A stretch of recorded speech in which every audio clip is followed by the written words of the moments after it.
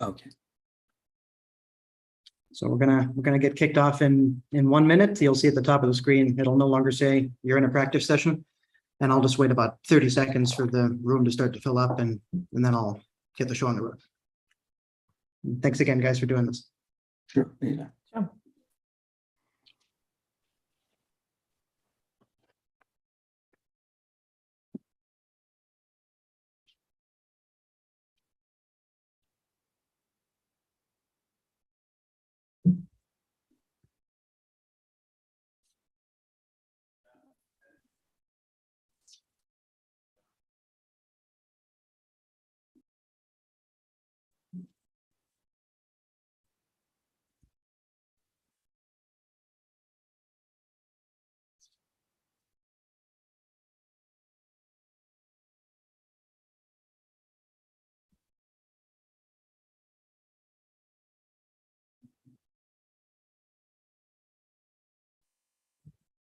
Just give people a few more seconds to join, and then we'll get started.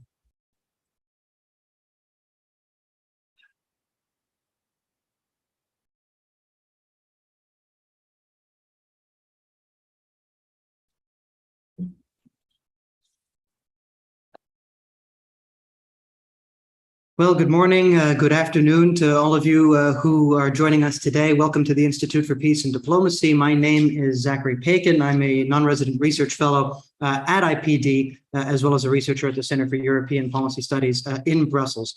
Over the past several months, neither Ukraine nor Russia has demonstrated much interest in coming to the negotiating table. However, these latest annexations by Russia of 4 Ukrainian regions mark a likely end to any possibility of a political settlement between Kyiv and Moscow. So given that Vladimir Putin at this point may have tied not only his own hands, but his successor's hands as well, is a permanent security dilemma on Europe's eastern flank now a fact of life for years, if not decades to come? And what does this cardinal violation of international norms possibly portend for the future shape of international order and great power rivalry? Here to discuss these topics and very timely questions are 3 excellent panelists.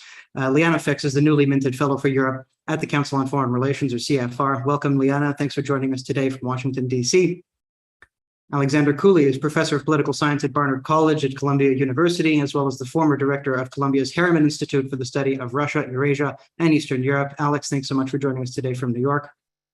And last but certainly not least, Rajan Menon is Director of the Grand Strategy Program at Defense Priorities, as well as the Emeritus Chair in Political Science at the City University of New York, or CUNY. Raj, thanks so much for being with us as well and for joining us from New England. Thank you, Zach. So let's get right into it. And Raj, I'd like to start with you. In fact, I'm wondering if in your perspective, could these annexations have been avoided? Is there anything we could have done differently over the past 7 months since the start of this war to avoid getting to the place where we are right now? You mean the annexations that Putin has carried out? Correct, yes.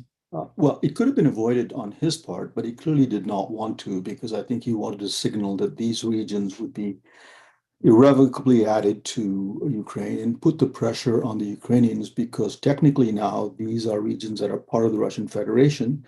And Russian nuclear doctrine calls for the use of nuclear weapons under 2 circumstances: a nuclear attack on the Russian homeland and a conventional war on the Russian homeland in which the state is in grave difficulty. So I'm not saying that's going to happen, but could it have been avoided? Yes. Did he want to avoid it? No. Is he in much more difficulty as a result of having done it? Yes, because as we speak on the Eastern Front in Donbass, the fall of Liman in particular, and on the Southern Front, with the Russians having, with the Ukrainians having pushed deeply, about 30 kilometers as of now, from the Northern Front to Duchany, the areas that he says are part of the Russian Federation are now being taken by the Ukrainians, which puts him in a very difficult position because he is the arch nationalist who defends Mother Russia. Right. Thanks very much, Raj, for kicking us off. And let's pick up on that and go straight to Liana. In your view, what do these annexations mean in concrete terms for the course of the war over the weeks and months ahead? Do you think that they change the dynamic of the war in any appreciable way? And you're muted, Liana. Thank you. I do think they're a turning point, and I also think they're to some extent a point of no return, because what happened also to our understanding of the war, it happened that we don't we don't have anymore a clear understanding of a positive endgame that we would like to achieve in Ukraine. There's no clear picture how this war can end in a way which we think is acceptable to Ukraine and the West. There are two scenarios. The one is the war remains constrained to the conventional area, which would then mean that with annexation or attempted annexation and mobilization, the war will be prolonged because Russia will try to make up in quantity what it doesn't have in quality. And there's the hope that Putin will not continue the escalation to the nuclear field. Those who fear that he will, because he has already stepped up 2 times, he invaded Ukraine and he announced the mobilization. Those who do fear that he will use the nuclear path do see an escalation spiral, which will continue throughout the next months. So this is perhaps the greatest challenge at the moment, that the idea from the past months, Ukraine has to make enough successes to push Russia back to the pre-invasion lines and to start a negotiation. This idea is basically closed, and it's closed by Vladimir Putin. And the question really is, what other positive idea or vision of an endgame in Ukraine do we still have left? Gotcha. Thank you. And we will get into that. But first, let me just go to Alex and get his sense on how Russia's neighbors are reacting to these annexations and these latest events, because that's a lot of your area of expertise. You've written on Central Asia before. On the one hand, people are saying that this sets a precedent possibly for Russian irredentism in places like Kazakhstan, even though Russia may already have its hands full in Ukraine. But at the same time, some of Russia's neighbors have recently appeared a little bit more comfortable challenging Moscow a little bit more overtly than before, as we saw at the Shanghai Cooperation Organization Summit, for example, but not only there. So I'm wondering what you can glean so far as tentative conclusions for the future of Russia's influence in the so-called post-Soviet space as a result of the latest developments. Yeah, thanks so much, Zach. I think the overwhelming sense is that this is an issue they just don't want to deal with. They don't want to go on record with. They don't want to vote on it. They don't want to have to be pressured by Moscow on the one hand and the West on the other. And so, the question of neutrality on this war is really one of not wanting to sort of rock the boat on either side. Of course, there's concern about what is happening. Of course, if you're in Kazakhstan or in Moldova, you look at these proclamations that the rules no longer apply. You look at what's coming out of the First Channel, and you worry about, potential irredentism, unilateral withdrawing of borders, and so forth. But you're also in a situation where you can't change where Russia is in the neighborhood, right? You have to come up with sort of coping strategies to do that. And so what we've seen prior to the annexation was, I would argue, actually a consistent kind of message, which is trying to sort of nuance the whole question of the invasion by saying, we will never recognize the independence of Donetsk or Luhansk, right? And that was the fallback position. And many in the West interpret that, for example, when Tokayev, president of Kazakhstan, said that at the St. Petersburg Forum, oh, he was bucking Putin. Well, sort of, but this has always been the line, right? You want to avoid condemning Russia, so you say what you won't recognize, right? And you try and have it both ways. Now, this has really put everyone in a bind in terms of having to go on the record. I think only Lukashenko, in the end, will recognize. I mean, I think we had sort of previous waves of this where we had, we've seen, say, with the Georgian breakaway territories of Abkhazia and South Ossetia, no one wants to actually sort of formalize this. But I think this is more about avoiding the question than dealing with the question.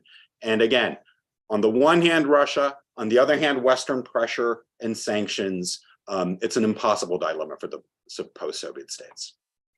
That's very informative. Thanks very much, Alex. Raj, let's go back to you. There's obviously been a lot of bluster that we've seen from President Putin about the use of nuclear weapons since the start of this war, when he put them on so-called heightened alert at the very beginning. The latest threats, obviously, everyone's seen, everyone's talking about. I'm wondering if you do actually think if the risk of the use of nuclear weapons has appreciably gone up as a result of these latest events, or rather is this just signaling with little evidence on the ground that anything's changed? So, Zach, let me try to answer the question in 2 parts. First part has to do with Russian military doctrine. If you look at Russian military doctrine of 2014, the latest, and other documents on Russian military conceptions of the use of these weapons, it is restricted traditionally, as I said, to attacks on the homeland with nuclear weapons, and or conventional war in which Russia is threatened. Putin, and this was mentioned in an article, which unfortunately is in Russian, but by Alexei Arbatov, who is one of Russia's leading strategists, that Putin has now widened the ambit for the use of nuclear weapons recently by saying, well, it applies to conflicts in which outsiders are intervening in a war that Russian troops are involved in. And the Russians have repeatedly called this a proxy war. Now, beyond that, Lavrov, the foreign minister, said, well, the newly added territories, he was asked, well, the newly added territories, annexed territories, will nuclear weapons be used to protect them? And he said, all doctrines of the Russian military apply to those regions. Medvedev went further and he said, if we lob a nuclear weapon into Eastern Europe, the so-called demagogues from the East will do nothing. By demagogues from the East, he meant, of course, the Americans. So all of this raises the temperature. Now, will Putin use nuclear weapons? Frankly, I'm a little tired of the parlor game of will he, won't he? Because we don't know. We don't have any evidence, concrete evidence. We use deductive logic. So we can have an endless discussion about this. And ultimately, deductive logic involves the fallacy of projecting your presumptions onto the other side. And we don't really know what Putin thinks. Is the risk higher than it was 2 weeks ago? I would say yes. Can I put a probability on it? I could, but it would be completely meaningless. Gotcha. Thank you. Can I just press you on one thing, actually, which is we have seen Russia say that they have not officially determined the final borders of these annexations, which in itself is a remarkable thing. So what does that mean in this context? Does that mean that they might be prepared actually to cede some territory and not go nuclear? Is that I wouldn't call it an olive branch, but is it an opening perhaps for de-escalation? Well, the legislation, which is 400 pages long, and I haven't read it, and I doubt Putin has either, passed by the Duma the other day, says all of these territories belong to Russia. But sometimes, as with Dmitry Peskov recently, and he got a lot of flack in Russia for saying this, so, well, the borders are not determined. I don't know whether that's a slip of the tongue or a willingness to negotiate. I think Putin, as I said earlier, has put himself in a much more difficult situation vis-a-vis the nationalists, vis-a-vis the military, by saying that these are now parts of the Russian Federation. They come under Russian sovereignty. Well, you can't, on the one hand, present yourself as the supreme nationalist leader, right? And also say, well, on the other hand, parts of the Russian Federation are up for grabs, or up for negotiation. So that complicates things. There's a paradox involved here. The more successful Western policy is, that is to say, the better the Ukrainians do, the higher will be the fear of escalation here. So that's a perfect segue into what I wanted to discuss with Liana, and what Liana you were already bringing up before, which is in terms of Ukraine's latest gains on the battlefield, territorial gains. I'm wondering if you feel as if there may come a time, who knows when we might have to tell them, okay, guys, let's take a breather. It's time to stop, because there's a fear that Russia might choose to escalate in response, and that would threaten our security. It could invite a wider European war. Or rather, are these annexations just such a fundamental violation of international norms that they need to be resisted at all costs? And, we need to encourage Ukraine to retake these territories no matter what. Two points to this question. The first one is, obviously, to some extent, the West has accepted the annexation of Crimea. Obviously, not really, not internationally, not legally, but it was a de facto annexation, which is also the reason why reconquering Crimea militarily is considered a higher risk than reconquering the eastern part of Ukraine. If the West continues down the line of somehow implicitly de facto accepting these annexations in eastern Ukraine, which are not even real annexations on the ground, they are sort of virtual annexations at the moment, because Russia can't hold the ground that they pretend to have annexed, this creates a pattern of precedence, which is absolutely unacceptable in a European security order, which is based on accepting the territorial integrity of your neighbors. So this is one part of the answer. The other part of the answer is sort of the commitment and the committed credibility gap that also Western supporters find themselves in for Ukraine. There's just no way that Western supporters can tell Ukraine, and they probably also shouldn't tell Ukraine, to stop fighting and to accept these attempted negotiations, or to accept a ceasefire by Putin, which is very clearly, and we've heard this again and again from Moscow, on Russian terms. It continues to be the same as a capitulation a capitulation request from Moscow. Nothing has changed in this regard. So I do think in terms of politics, and especially also if I look at the Europeans, it would be impossible to give up the principles that were established throughout this war and to reverse course. That would be such an obvious case of appeasement, which would be also criticized by Poland, by the Baltic states and other allies as an appeasement. But the other question, I think this is a very relevant question, is what can we do to prevent a nuclear escalation if this is one possible pathway? And I think that's something we should talk much more about than about, as Raj said, the possibility, will he not? The question is, what can we do? I mean, we are not helpless. And I think the most important aspect that we can do now, and this applies to the United States and to Europe, is to signal what the consequences will be, and most importantly, to bring also China and India on board with signaling towards Moscow how unacceptable any use, may be a small yield tactical weapons use, is. And I mean, that's something that we should focus on right now, trying to deter Russia from these steps, rather than just guessing what the Russian president will do. That's a very... Yes, please go ahead. So I've just come back from Ukraine, including trips to the front line. And there are two things that one should bear in mind. There are two positions about what constitutes an acceptable settlement. One is the return to the February 24th lines, which would leave Ukraine, Crimea in Russian hands, although that would never be recognized by Crimea, nor by the West, nor, by the way, by India or China. It's important to add. The other view is a maximalist view that all territories taken since 2014 should be returned. Now, here is where the rubber hits the road. The more the Ukrainians succeed on the battlefield, the more the maximalist view will come into play. The more the maximalist view comes into play, the greater the risk of escalation by Moscow, and the greater the chance that there will be a little bit of a divorce between Ukraine's Western supporters in Ukraine, because it is not clear to me that the West is willing to go to the mat on the Crimea question. So I think that the Ukrainians are very concerned about this.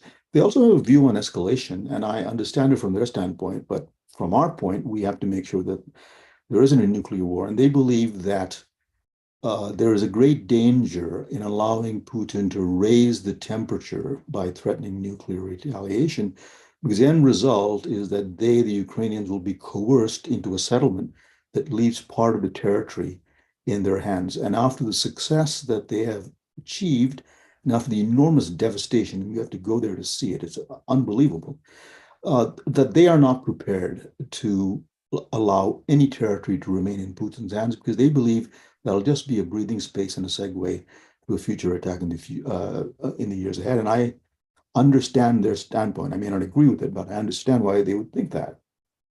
Now, forgive me, Raj, I don't mean to put words in your mouth, but are you suggesting that, to a certain extent, the red line for nuclear use is more likely to be the reconquest of Crimea rather than, say, taking back everything that has been lost since February the 24th? Because we don't know where the red line necessarily would be, right? For the longest time, the consensus in the West was that the red line for Russia would be Ukraine's NATO accession. Well, it turns out, at least for Putin, the red line was crossed earlier than that, and he chose to attack on February the 24th, perhaps earlier than some people expected. Your own take on this front. Can we actually be so confident to a certain extent that we can, push continued Ukrainian gains within the non-Crimean part of Ukraine at this point? Are there not particular dangers that could theoretically come just from that alone? And, Liana was suggesting that it's very difficult, politically speaking, to imagine Western countries telling Ukrainians to stop at that point. They might, once Crimea comes into play, that's one thing, but is there no need at some point to tell them perhaps to stop before Crimea comes into play? Well, that's a very good question, and a tough one for me to answer, which is probably why you asked it. But I think that it is very difficult to establish what the red lines are, because we don't have any insight into Putin's thinking. This is not a system in which these things are discussed in the open. The press has virtually been neutered and so on. What I'm saying is that imagine a situation where the Ukrainians actually succeed in pushing the Russians back to the February 24th line. And then they say, we also now want Crimea. I don't know whether that'll be a red line for Putin, but certainly that will really put pressure on him to do something. And if he's losing conventionally, what he's left with is the use of nuclear weapons in some form. Now, I want to be very careful. I'm not saying that that's going to happen. I have no idea. We're just thinking about sort of conditions under which the risk could increase. But on the red lines, I think you're right. I think Liana's right. We don't know what the red lines are. Perfect. Thank you very much, Raj. And just a reminder to our audience as well, thank you all for joining us. You are welcome to pose questions directly to the panelists, so feel free to use the Q&A function at the bottom of your screens, and we'll try to get to as many of those as we can before 11 o'clock Eastern time. Alex, over to you. Contrary to popular belief, this is not the first time that borders in Europe have changed through the application of force since 1945, but it is nonetheless the largest annexation of land in a very, very long time that we've seen. So I'm wondering if you can give us a sense of how much of a watershed moment this actually represents in the history of U.S. hegemony and the international order that the U.S. has, for lack of a better term, presided over for the past several decades. Well, I mean, I think, look, a couple of thoughts.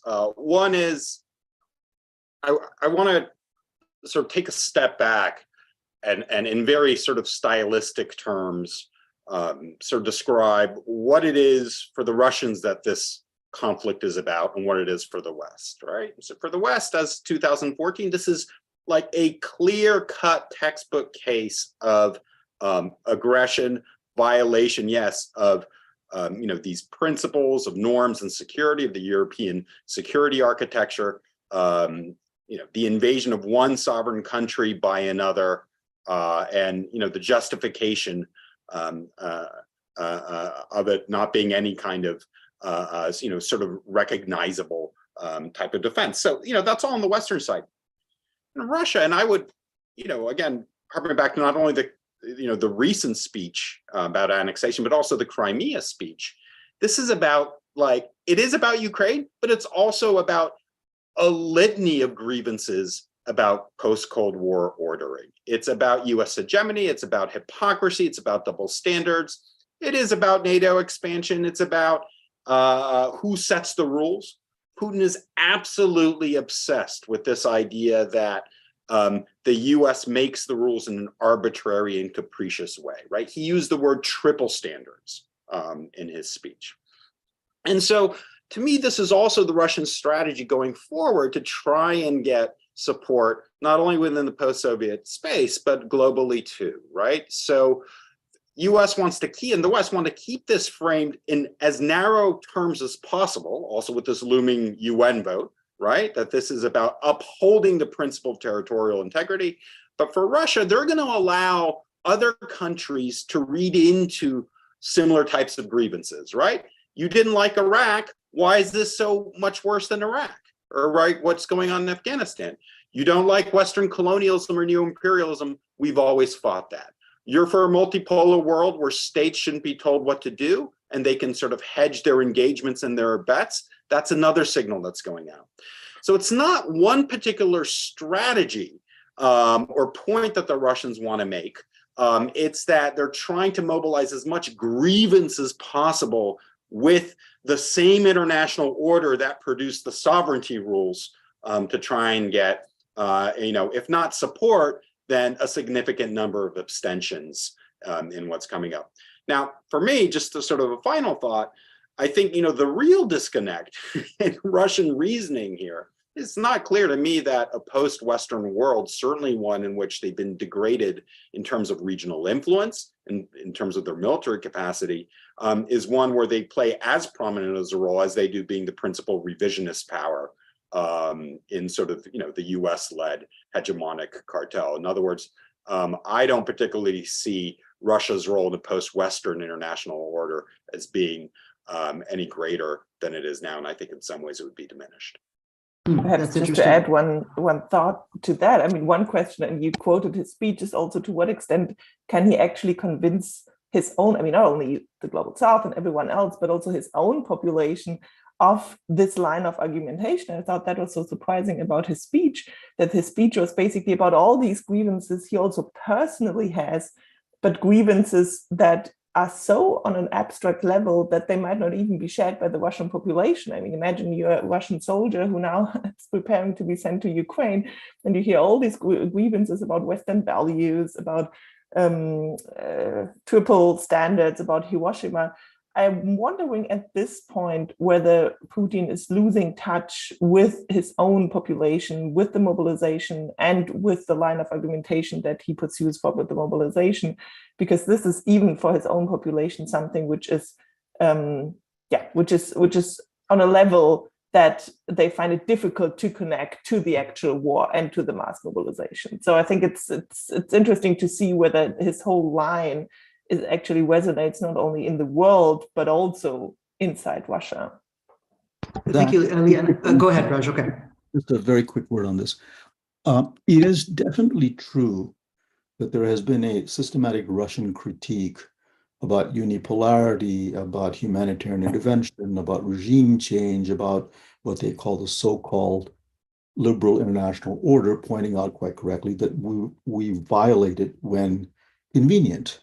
But that doesn't answer a very important question, because these critiques, while they're now anchored in Putin, because there's this obsessive focus on him as a personality to the point where one is almost engaged in psychoanalysis, you can actually trace them back, some of this back to the Yeltsin period. Now, it was not a period of absolute harmony between the West and Russia as it's being painted out to be now by many people. So we have to explain why, despite years and years of articulating this critique, most pointedly at the 2007 Munich Security Conference, why did he choose to attack Ukraine now, right? This is a country that in land area, leaving Russia aside, is the largest in Europe, the fifth or sixth largest in population. It was an enormous gambit. And I submit to you that in the annals of history, this will go down, rank up there with Napoleon's march into Russia in 1812 and Hitler's in 1941, and perhaps the Napoleonic campaign, the so-called Peninsular War in Spain. It's going to turn out to be a disaster. But what I'm left wondering is, why did he do so now? And there are various theories that we can get into about that, but it's an interesting puzzle. Actually, if I could, please. Sorry? Yeah, I just want to make one other sort of point here regarding sort of the post-Soviet region in space, that what we're starting to see now is sort of the unraveling of many of the instruments that the Russian Federation had set up over the last 2 decades to maintain leadership, influence, and control. And this is one of the unexpected consequences. We've just seen now Macron negotiate the presence of European Union monitors and observers on that Armenia-Azerbaijan border. We saw, again, Armenia rebuffed when it requested that the CSTO maintain its alliance commitments. We've seen border conflict between Tajikistan and Kyrgyzstan in the neighborhood. And we've also seen Lukashenko go to Abkhazia and have talks about whether Abkhazia be part of the unitary state. There is a sense that there is, whatever order was being preserved in terms of sort of the security architecture of the region, and even these informal understandings that Russia had with Turkey in the Caucasus or had with China in Central Asia, those are starting to be undone.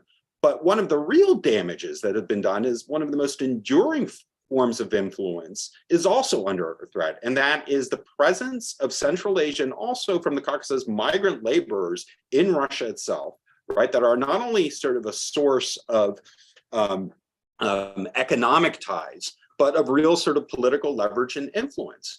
And instead, what we're seeing is the repurposing of this architecture to accommodate those fleeing the Russian Federation. In one wave, in the February sort of 24th, we had hundreds of thousands of IT workers go to these other states, but now the fleeing hundreds of thousands avoiding conscription, right?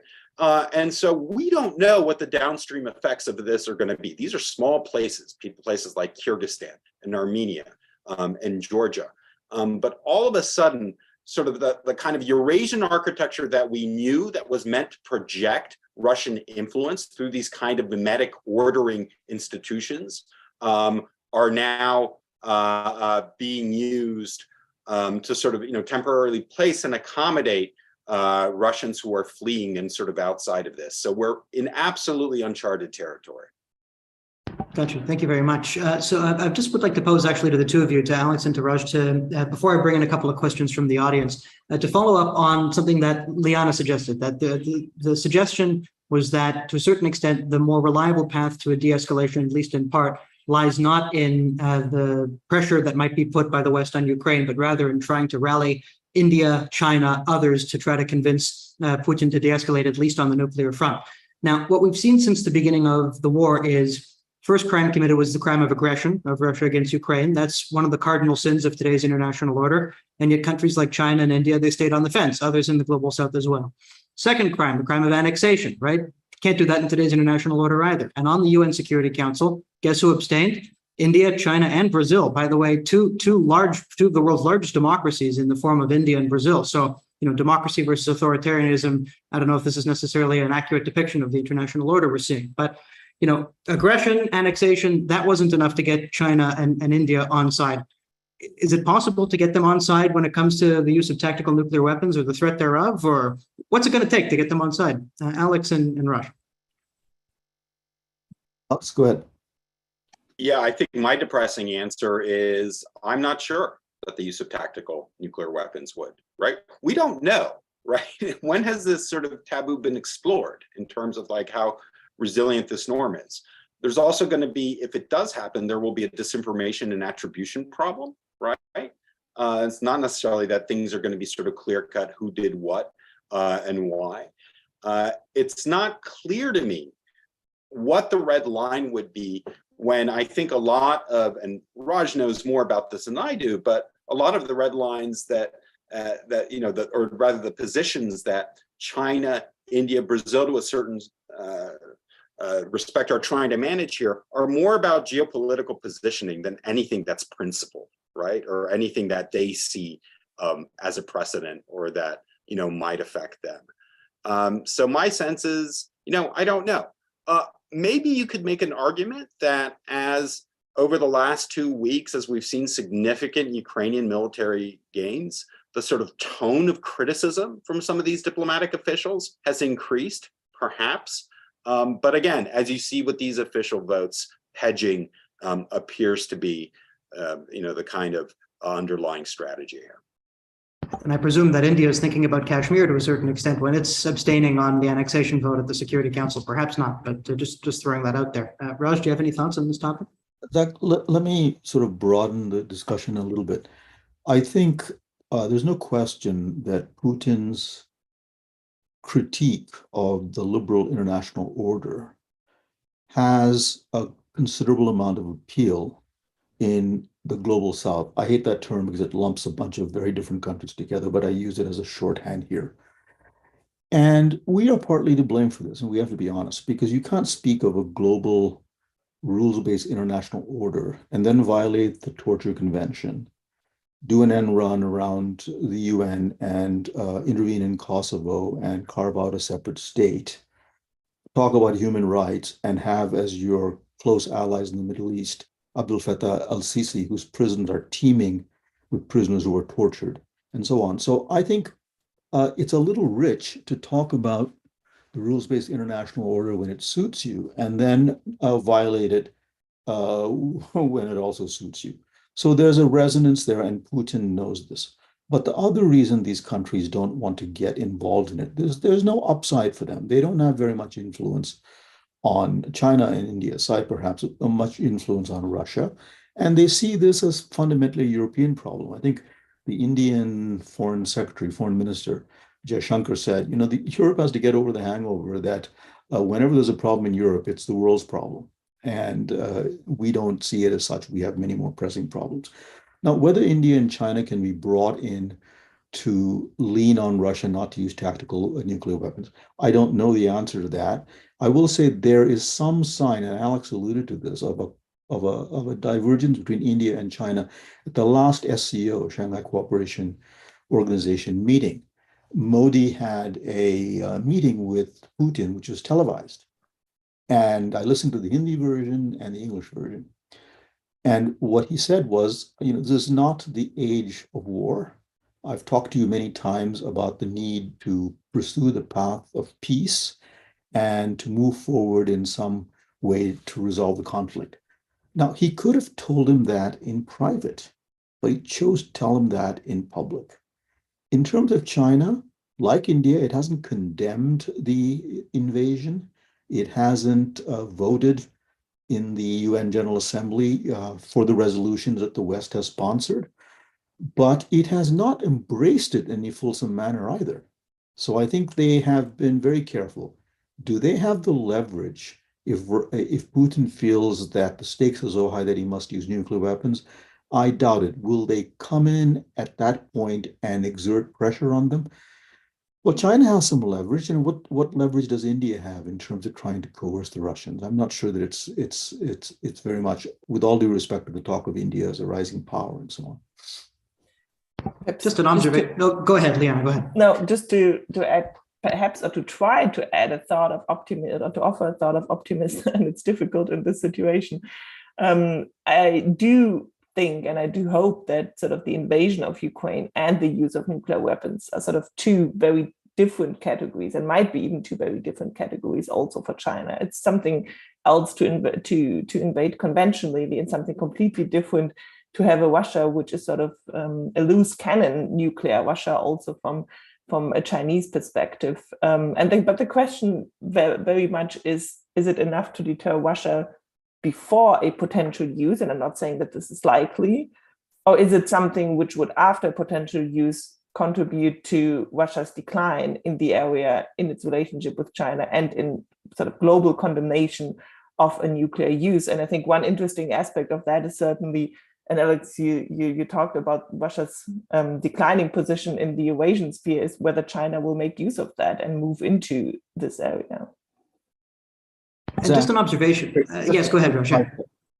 Intervention. I think if Putin decides to use nuclear weapons, and I say if, and I do not know one way or the other, if he decides to use it, he will use it because he feels that there are terrific things at stake, above all, his hold on power. So at that point, I think he would have priced in a great deal of international condemnation. So the fact that India and China then step in and say, please don't do this, it's a terrible thing to do, and all of this, I think he would have anticipated much of that, and he will do it anyway if he chooses to do it. That's a very sobering thought. Thanks very much. So on that note, actually, there's a question from our audience from Ian Wilkie, and I suppose that it's best directed at you, Raj. And he says, I understand that the Russian nuclear red line to be a perceived threat to the, quote, existence of the Russian state, and not the, quote, integrity of the Russian state. So an attack on Crimea or Belgorod, for example, would not necessarily cross it. Any thoughts on that front? And I suppose I should, add as a clarificatory note on that front, we have seen Putin in the speech that he gave announcing the so-called partial mobilization, adding this territorial integrity dimension to the Russian nuclear doctrine. In your sense, is that actually a shift in the Russian nuclear doctrine, or does his speech, actually shift the state doctrine, or is that just something he said off the cuff?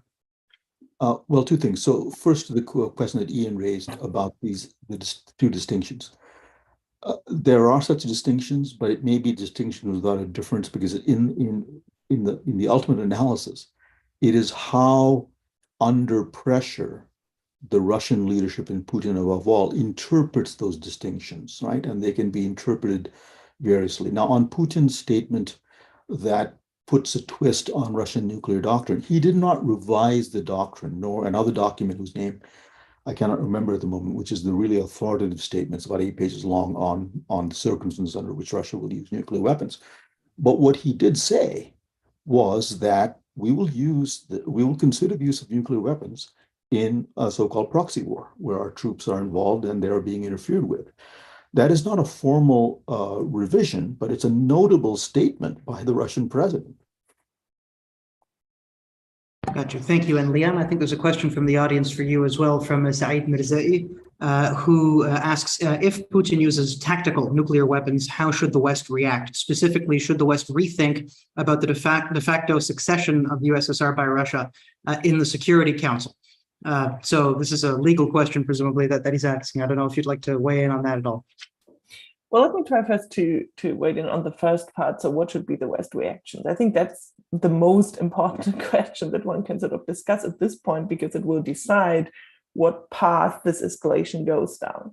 And at the moment, what seems to be discussed is different scenarios which could lead to, a conventional involvement of NATO in this war, a strike on Russian facilities.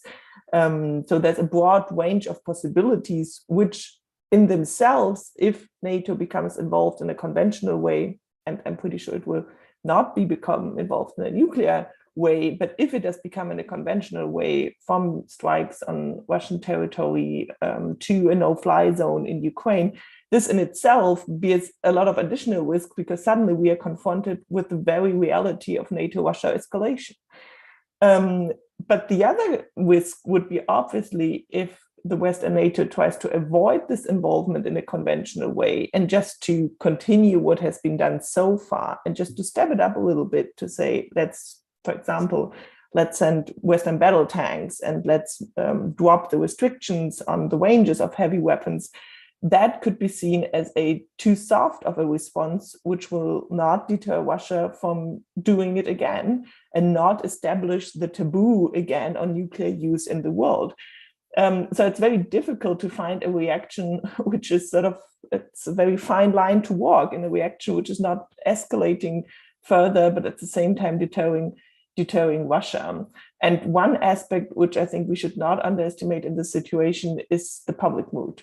We've seen after the invasion of Ukraine that there was an incredible international outrage over the invasion, which I found was surprising. I thought there would be less outrage.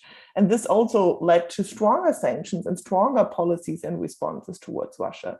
So the question is, if sort of the public mood in the United States, in Europe, is angry and is turning towards, we need to punish Russia for that, it will bring decision makers under additional pressure to react strongly to such a nuclear weapons use. So I do see only scenarios that bear incredible risks on both sides. And I think the UN Security Council discussion is interesting, but at that point, reforms in the UN Security Council are just incredibly difficult to reform the whole structure. So I would say that at this point, the UN Security Council and the UN itself will rather be sort of a second line of priority. The first line of priority will be, how can an immediate reaction look like, which will not lead to a NATO-Russia escalation, but will also not embolden Russia that they can use nuclear weapons, and will not get a serious reaction to that. Gotcha. Yes. Parsing of escalation. People tend to talk about it. I'm not talking about this panel, but people tend to talk about it as if it's one thing. So escalation can take various forms. It could be a demonstration burst of a nuclear weapon at sea, for example, off the Ukrainian coast. It could be in eastern Ukraine. It could be in central Ukraine, targeted in the areas not at Kyiv, but around Kyiv. It could be in western Ukraine, right? The further west one moves, the greater the danger of escalation, for obvious reasons, because NATO countries are across the border. My own sense, if we assume rationality on Putin's part, he understands that there are two circumstances under which things could get out of control on his part. An attack somehow, accidentally or purposefully, on a NATO ally, and more so, an attack on the United States, which I think we can rule out because 75% of our nuclear warheads are invulnerable and at sea, and Putin would in effect be committing suicide out of fear of death, because I think the response will be catastrophic. So escalation can take, if it happens, can take many forms. And so each type of escalation poses problems, because the more minor, quote, it is, to the extent that one can talk about minor escalation, the greater the onus on the West. What do we do now in a way that does not set a spiral in control? And I think that very much part of Russian nuclear thinking is a calibrated ladder of escalation, not just one conception of escalation. Now, we've got about a quarter of an hour left, so let's use this time, if we can, to look a little bit further into the future. And I'd like to go around the horn. I'm going to start with Alex, then go to Liane, and back to you, Raj, which is looking at the future of the European security order. Right? After these annexations, it's very difficult to imagine any sort of political settlement between Ukraine and Russia anytime soon. So that presumably implies that there's going to be some sort of very acute security dilemma on Europe's eastern flank for the foreseeable future, assuming that Putin or someone else from his regime remains in power for some time. If there's a fundamental political change in Russia, all bets are off, and who knows, that could come with other risks, of course, of instability in Russia. But simply, assuming the likelihood of a protracted standoff with no political settlement to this conflict in place, what should that mean for Western foreign policy? How can we deal with that for years? Presumably, we can't deal with repeated clashes or possibly even a full-blown war for years and years on end in Europe's east, can we? It's not only that we can't deal with it. I think we've seen now from decades of the so-called frozen conflicts that eventually they unfreeze.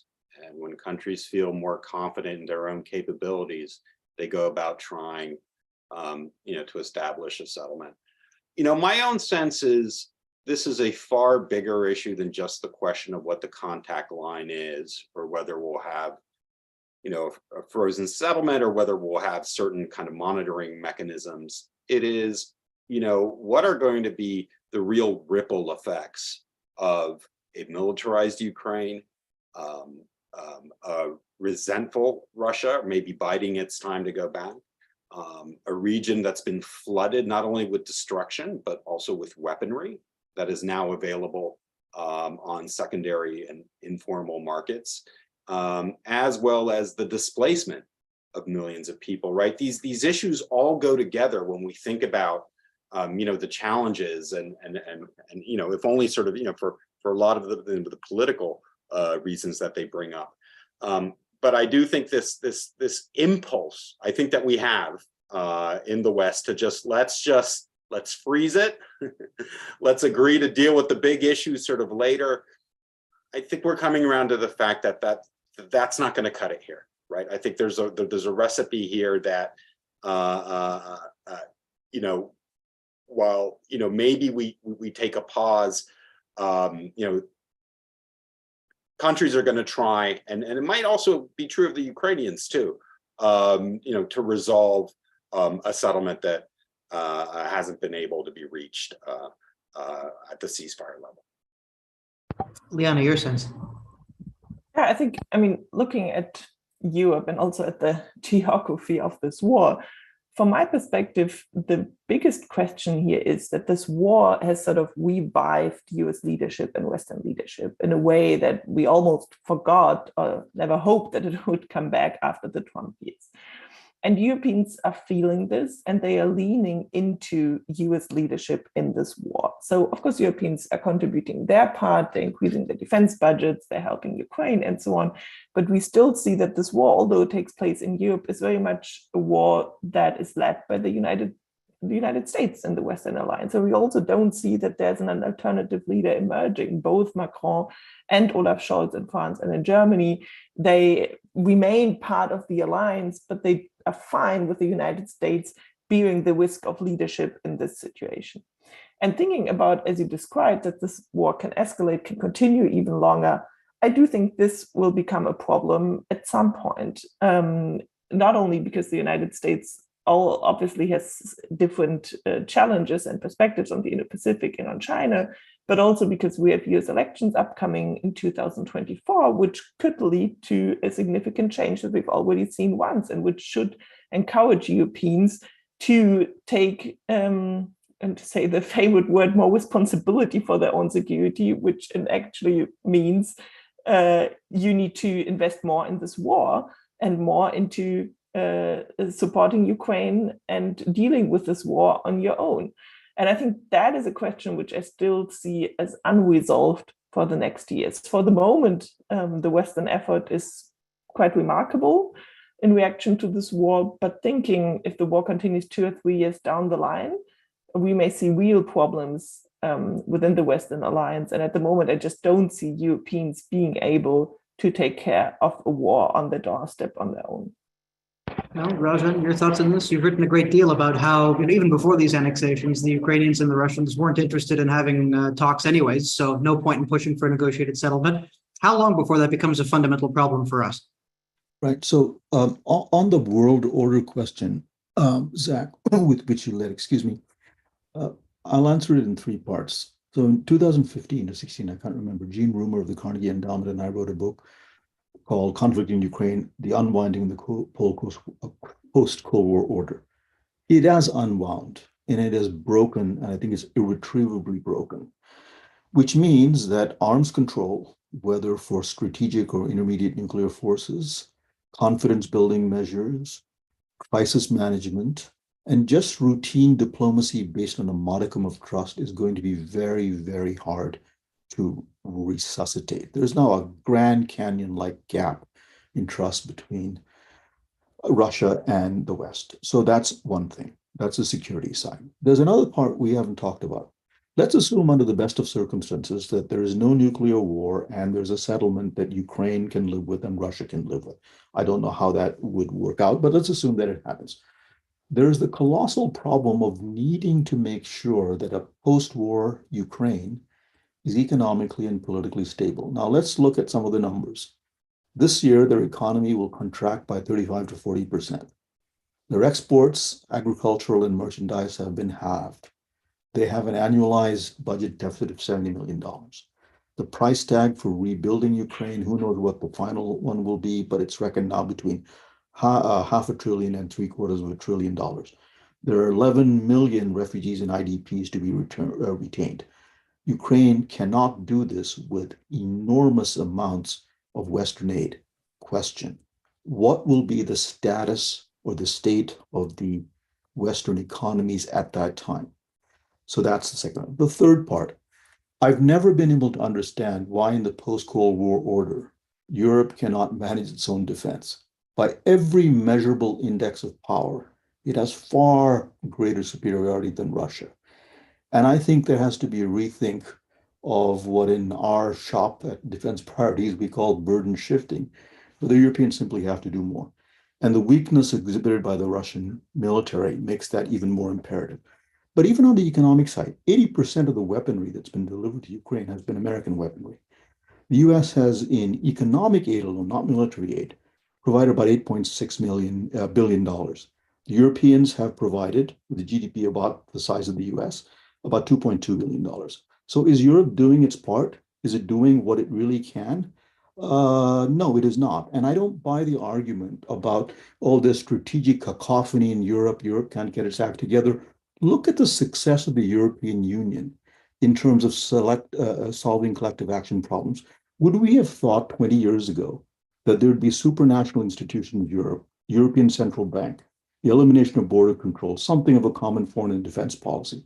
So it seems to me what's lacking is not the resources, it is the will. And part of the reason the will is lacking is that the United States plays this role of a nanny state. And we love to do it because that is part of what accounts for American primacy in the world. Did anyone else want to come in on that last part? I saw, Liana, you were... Yeah, I mean, I'm perhaps as critical as you are of the European efforts here, because I don't think the problem really is that there is not enough long-term perspective in European thinking. I mean, where is European thinking? I mean, there is no European Security Council which would think about Europe's strategic perspectives in the war. What I'm less concerned about is about the financial and the economic questions, because I think throwing money at problems has been very much something that Europeans have been able to do in the past. So supporting Ukraine financially, especially now as an EU candidate member, where you can sort of give a structure to the support, is something which I'm less worried about. And of course, the shape of European economies will look different after they've gone through this winter. But this is something which is doable. The other part is really much more difficult. I think there the question comes in, who can actually lead Europe in this sort of getting out of this nanny status. And I think there a lot of burden will be on Germany. And this should be a historic window of opportunity for Germany to rise to a role in Europe where it can also play a role when it comes to security and defense. We're seeing changes now, but those are not big enough and not enough of historical proportions to prevent serious problems after 2024. So a final question, if go ahead, yeah. All of this, I think, is a function. Again, contrast the EU's march toward almost a supranational state with the kind of absence of European strategic thinking, because the belief is without the United States, one can't do anything. There's been a kind of strategic infantilization of the Europeans. Without American leadership, they can't do anything. I find that a really, at the very least, a debatable proposition. And I think that as American attention and energies after this war shift more toward the Asia Pacific, Europe, for its own interests, will have to do more strategic thinking. Now, Liana makes a good point. Where are the institutions and coordination councils can make that happen? But that is not an inherent condition built into European DNA. Those things can happen if there's the will to make them happen. But as long as there's a 1-800 Uncle Sam syndrome going on, there's no reason to do any of that. Okay, so we've only got 5 minutes left, and I've got one final question that I'd like both Alex and Raj to weigh in on, which concerns, again, the question of Russia's future place in the European security order, but depending to a certain extent on what happens within Russia domestically. So there are two core narratives here. There's one narrative that says that, Putin in particular is specifically, more than other members of the Russian elite and the Russian public, obsessed with Ukraine, obsessed with his historical mission of bringing, unity between the Russian and Ukrainian peoples. And therefore that whoever comes after Putin, even if he's from the regime, is going to be someone who may share, Putin's grievances against the West and, so-called hypocrisy, double standards and all that jazz. But he might be a little bit more realistic about, we don't need to be fighting this war in Ukraine and wouldn't have invaded Ukraine in the first place. That's one argument. The other argument, which is actually be careful what you wish for, because whoever comes after Putin might be someone who will blame Putin for having prosecuted the war in an incompetent fashion, will blame the previous, regime's corruption, et cetera, for, the incapability of Russia to achieve its war aims. And therefore, you'll see an even more bellicose Russia and even more anti-Western Russia, one that will want to escalate the war in Ukraine even further. So I'm wondering if both of you could give us a sense, starting with Alex, and Raj, I'll give you the last word. Which of these two scenarios, in your view, is more likely, and what's more likely to bring it about in terms of what's actually going on the battlefield, right? Are Ukrainian gains more likely to breed greater realism and a more realistic approach on the part of Moscow, or rather are they likely to breed more resentment? Well, I think that's a difficult question in that I think we see the domestic challenges in Russia morphing from day to day into something much more challenging than just bringing the war in Ukraine to an end on favorable terms. All else being equal, I would vote the second of what you said. The problem is we have unleashed such forces within Russia now that the challenges are really complex. The mobilization that appears to be targeting certain disempowered regions, disproportionately targeting non-Slavs. That's a concern. We've seen some questions about rivalries between, for instance, Kadyrov. What's Prigozhin's whole role in this? What's the relationship between the FSB and the MOD? And then for the first time, we're seeing the Russian public is worried, right? And so we do have weekly polling data from a federal unit, and the way they ask this is not, do you support the war or not? I mean, others do that. They say, how do you sense the mood of others about the country? Yeah. And for the first time last week, those who are nervous, who believe that the mood amongst others about the country is worried and nervous, has absolutely skyrocketed, like 30 points versus the past. The thing is about Putin and the social bargain is that there was a sense that give the politics and foreign policy to us, right? Yield a representation and don't worry about it. Live your lives. You don't have to sacrifice. You just have to enjoy the fruits of Russia's new status and what's going on here. Now that sacrifice is being asked, the essence of that social compact is being challenged. So I think whoever comes in, it's a long-winded answer, but whoever comes in has to deal with this uncertainty about what is the new sort of social political pact going forward. I'm not even talking about democracy. I mean, like, what are the obligations of the Russian state vis-a-vis its citizenry and vice versa? And to me, that's an even greater challenge. Gotcha. Thank you very much, Alex. And Raj, the future of Russian politics in 90 seconds. Go ahead. There are three possibilities at least, Zach. One is somebody from within the elite, Borotnikov, the head of the Security Council, replaces Putin and decides, I'm going to double down. Why? Because we all are in this and we've all sworn to uphold the goals of the war. Second possibility, somebody from the elite comes in. And by the way, the elite is showing signs of cracking. There are some important figures who've come out and said the war is a failure. They've attacked commanders. Margarita Simonyan, the editor-in-chief of RT, excoriated the draft recently. Somebody comes in and says, I want to pull out of this war. But there's a third possibility, which worries me the most. Prolonged instability in Russia. We have not had a nuclear armed state experience prolonged instability, let alone one with 11 time zones. We will be in completely uncharted waters. So maybe we want a post-Putin Russia, but we should have the humility to understand that we don't have the capacity nor even the knowledge to fine-tune and calibrate what happens. On that very upbeat and happy and optimistic note, thank you very much to all three of you for joining us for an excellent discussion. My apologies to those who posed questions using the Zoom function, to which we did not have the time to get. If you would like to send in your questions via email, you could send them to info@peacediplomacy.org. We'd be happy to forward them along to our panelists. In the meantime, Alex, Liana, Raj, thank you so much for being with us. A very stimulating, thought-provoking discussion. Lots of questions and lots still to unpack for sure. I hope you'll join us again. Thanks so much.